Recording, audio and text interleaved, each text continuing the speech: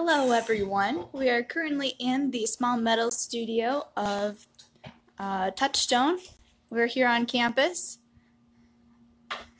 Here's Taylor. She is the intern this summer, and she will be talking to us about brazing and a little bit about her work. Just going to wait a little bit here to see if we have some more people coming on. It's good to see everybody. We just want to take the time to mention that we do have this week, we have an artist, Marlene True. She is going to be visiting with us on Zoom during our happy hour on this Thursday at 7 p.m. We also have the next installment of our intern demo series, which we are starting tonight. The next one will be next Tuesday, same time, 7 p.m., and that'll be with Mac Henriksen, and she will be doing a demonstration in blacksmithing. But we'll go ahead and get started. This is Taylor Fentz. She is here for the summer as the intern in the small metal studio. Taylor, why don't you take it away? Yeah, okay, so I'm going to be talking a little bit about micro bracing. And I was going to start out by showing you guys some of the ways that I've been using it in my work here. I just started micro bracing here. How long have I been here? Just like a month, maybe? And so I wanted to practice while I was here, and I ended up going further with it and making a small line of jewelry and starting a few sculptures. So, yeah, brazing is usually something that you would think of up in blacksmithing in the forge, but you can do it on a smaller scale.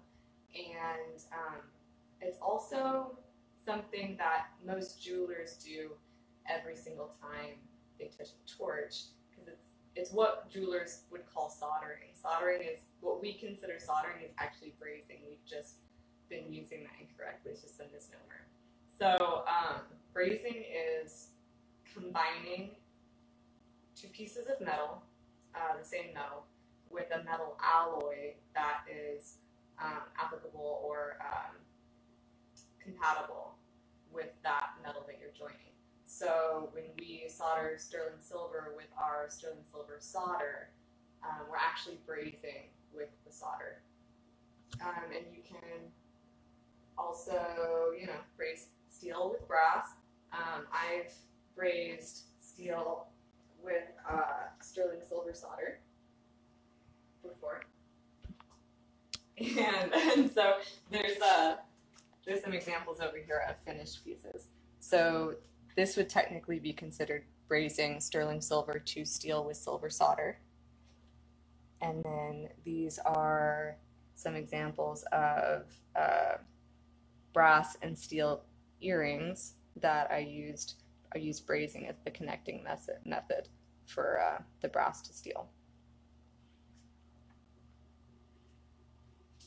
Feel free to jump in with any questions, and we can ask Taylor. Some of the stuff out here is just stuff that I had out for some other things we did earlier in the week. But, yeah, anything where you're seeing silver and steel connected, chances are I used brazing. This is welding, so that's just steel and steel. But it was a little trickier for me, so I thought I'd practice brazing as an alternative method for some things I'm making. And are these geodes you're using? Yeah.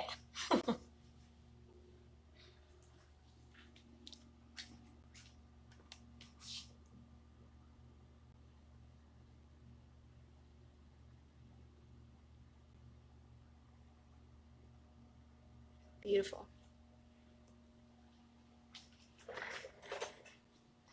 So, if you want to get up real close, I'll show you some examples of how I've been using brazing and the work that I've been doing here at Touchstone. So I've been connecting steel to steel with brass brazing joints. And I've also been connecting just brass to steel and using the brass as an element as well. And so I won't be able to demo that because it's like a really tricky process and it takes some time to set up, and chances are I'll knock it over in the video and we only have so much time. But so I drill holes and I stick the brass wire through, and I leave a little bit of brass wire extended on either side, and then I melt that brass wire down until it meets the steel. And when the steel's nice, red, and hot, it'll melt to it, and that steel wall kind of acts as a barrier for the heat, so it doesn't end up melting the wire over here. It only melts the wire to the steel here. So that was exciting, because I like that brass and steel look. I think it's pretty. So I've been using both of those techniques while I'm here. The same essentially technique of using wire and sticking it through drilled holes to, form links. I just tried this today, and so this is steel wire shoved through, steel stock that I've drilled holes in, similar to this. But then I just brazed the steel wire to the steel wire, and similar. So if you were to try this at home and you have a trouble or difficulty not melting this brass wire, maybe try steel wire to steel wire and see if you can braze that, and then practice to when you can maybe preserve the brass wire as you're brazing it to the steel.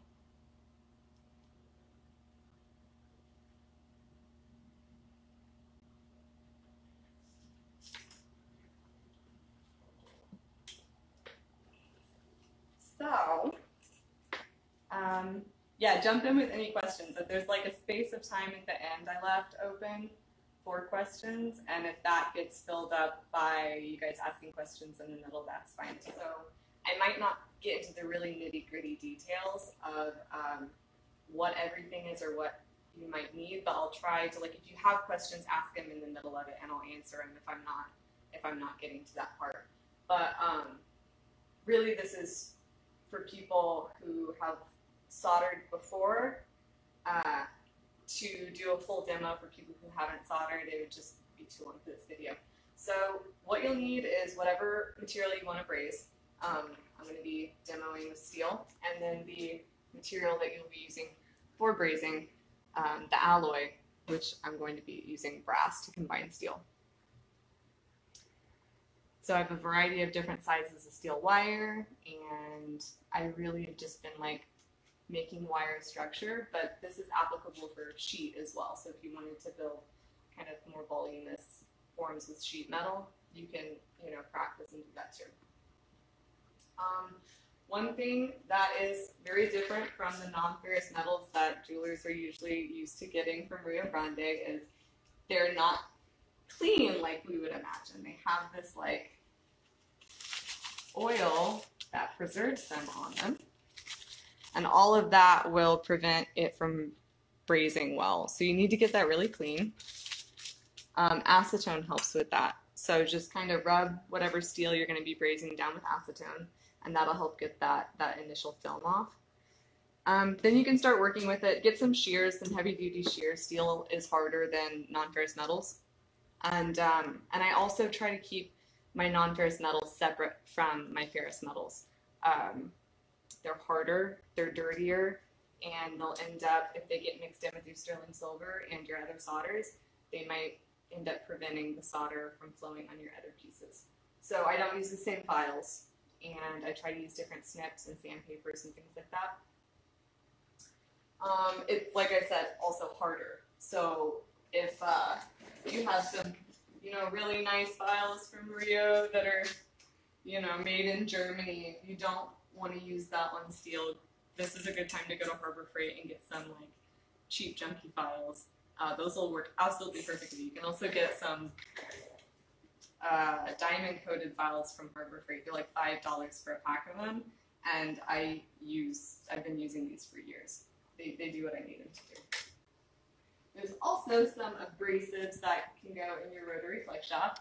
All of these are diamond coated and from Harbor Freight. They are cheap, and there are only so many things you can. We're back. Okay, we're back. We lost connection there. Internet issues. So I was just talking about a couple different abrasive materials that you can use in your rotary flex shaft, or a Dremel works just fine as well. But try to keep them separate from your non-ferrous metals. Yeah, get those mixed up sometimes. once you have everything hammered out and constructed and like bent and whatever thing that you're about ready to solder is ready to go, you might take those components to the sink and give them a scrub down with some soap and water and a brass brush or a Brillo pad, and that helps get any excess oils off of it that are still on there that could prevent the brazing from going well. Then we can set something on fire. This is the fun part. So to microbraze, I'm using my micro oxyacetylene torch, and you can get a really tiny flame from this, and it's really, really hot, and it's perfect for doing stuff like this. And it comes with a variety of tips. It's a little expensive, but if your university has one, or the craft center you're at has one, or you have the money to buy one, I use this all the time. And you can get it from Rio. I think there's other places you can get them online, but I did get mine from Rio Grande. You need good ventilation, like anytime you're heating up metal or lighting torches, you need good ventilation. You also need safety glasses because this is micro welding, so it's smaller, but the flame, like the area that you're heating, does get as bright as a big weld. So you don't need like the full face mask. It's not really going to spark you the same, but you do need some pretty, I'm not even sure what, it says IR5. I don't know if that means something. But these are dark enough. I'll figure that out. If you guys have a question and you guys want to like message, you should probably message me on my Instagram and I'll figure out what shape these are.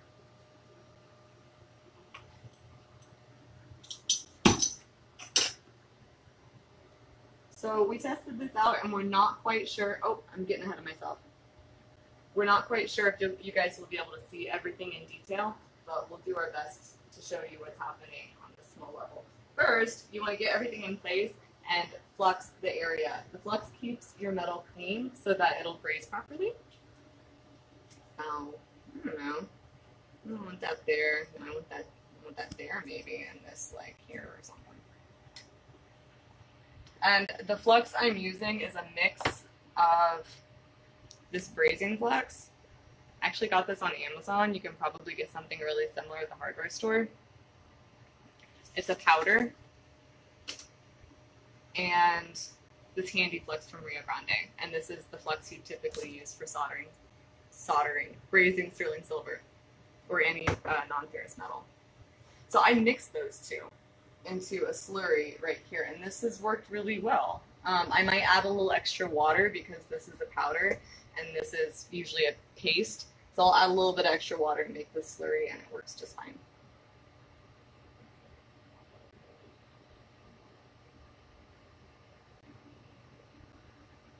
So you put that on all the connection points? Yep. You don't need to coat the whole piece, just the connection points.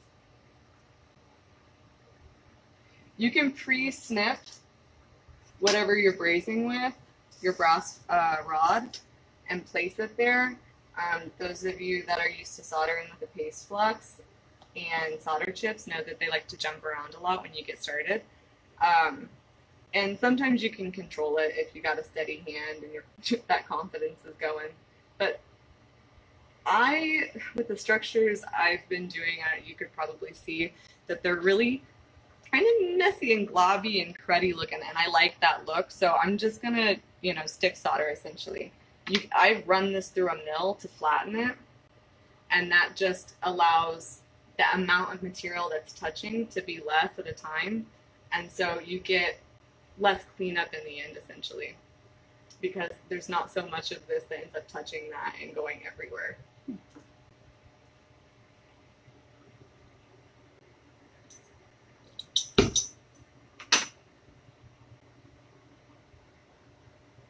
So for this size wire, I have my 4-tip.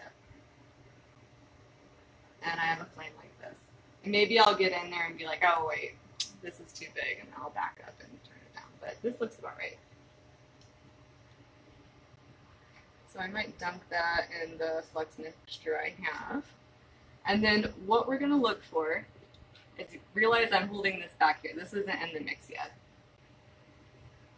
And I'm going to heat up just the steel. This steel is going to get red hot, like really bright red hot. And that is when you are going to start thinking about introducing this, and it'll go fast. And there it went. Let's do the other one over here.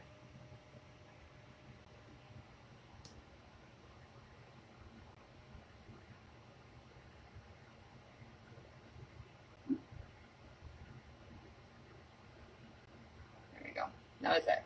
Something that happens is this is a nice, sharp, localized flame, which means the heat is staying in one general area and not dispersing outward very fast. I mean, like relatively.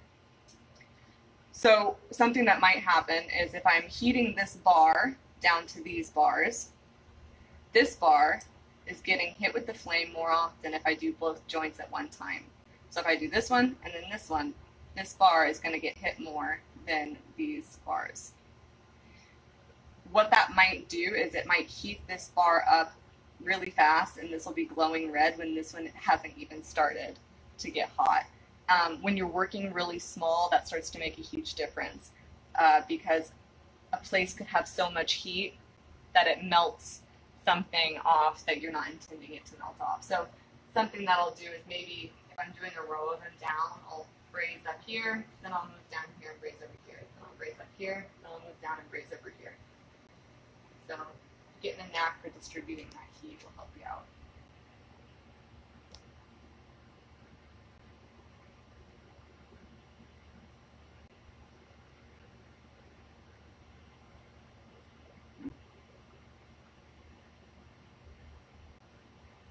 This is big enough that I don't have that issue, as you can see. I'm just going down the rungs.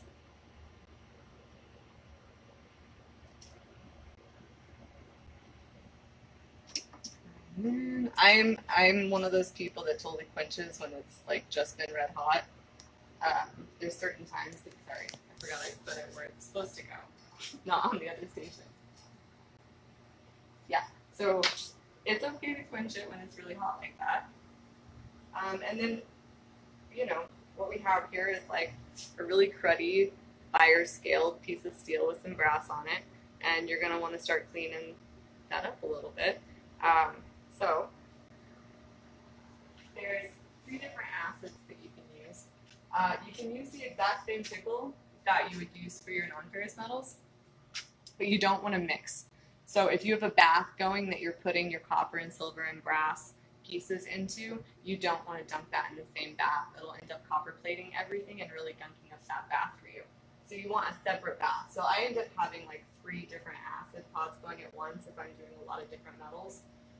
I'll keep this sterling silver. I'll say this is brass, bronze, and silver, and copper, and then, you know, this is just for steel or something. But right now, what these are all 3 different acids. So, yeah, just keep your bath separate, like the metals that go in the bath separate. What's in this right now, though, is just pickle. So it's your regular pickle. This is the pickle that I use from Rio Grande. I feel like I'm like a spokesperson right now.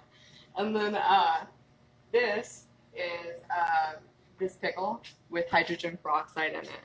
And where I go to school, we would call that super pickle. So this just makes this pickle a lot stronger. So that'll do a better job at really eating stuff off. You can also use vinegar and salt. Did I say 3 acids? I have 4 acids. Okay. Vinegar and salt is like a clean acid, but it works just fine. You have to leave it in there a little bit longer, and you definitely want heat for it. Similar to this, we use heat for that as well, but it's really necessary for this one. It'll just take a long time. And then ferric chloride is actually an etching medium, but it works really great and really fast to get that scale and gunk off of your braze steel. Once it's all, you know, all the fire scale has been cleaned off with the acid,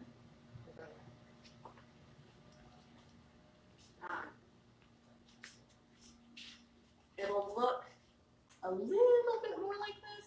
I don't know if I dumped these the other day. No, those are still gunky. Okay, we're back. So yeah, this is about what it looks like. Are you having troubles when you're over here? It's not. I don't know. We'll see how it goes.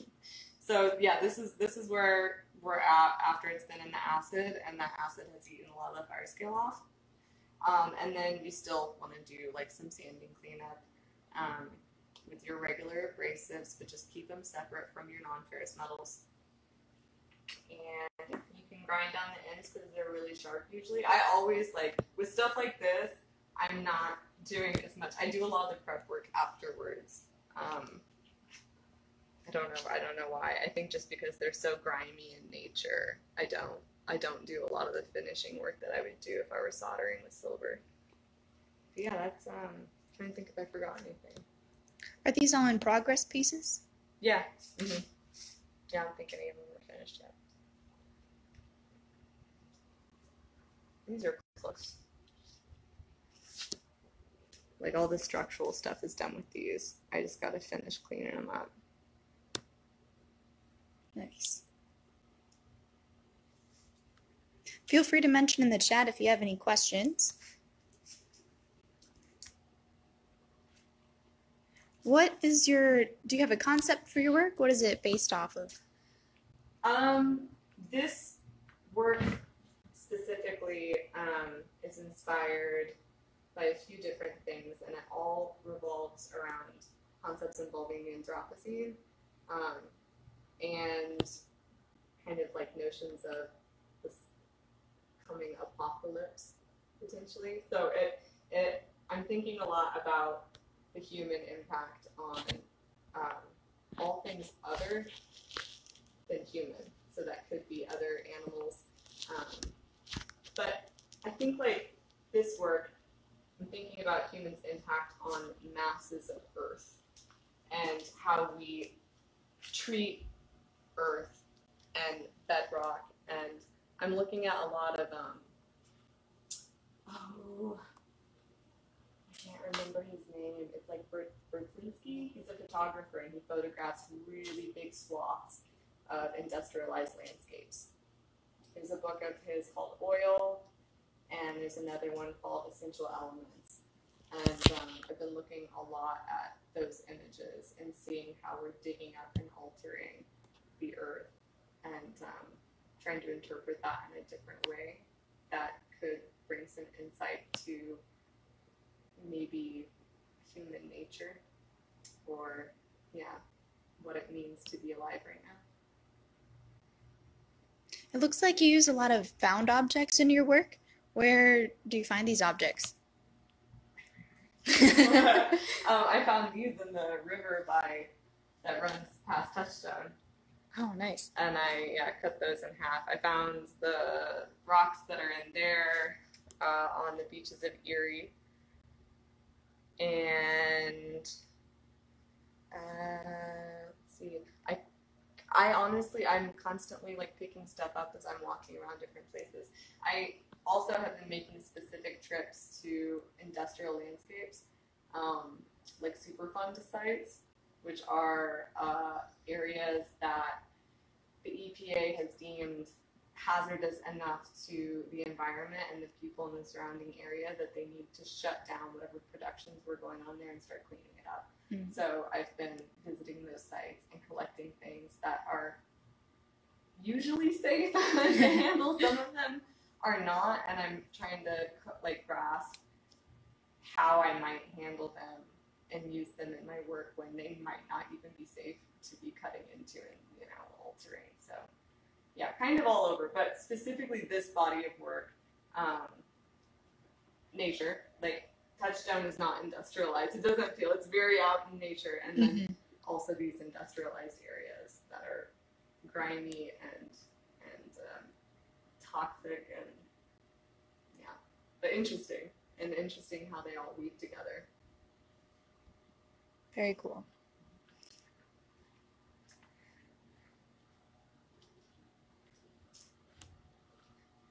Well, is there anything else you'd like to share with us? One thing. Look how small you can get.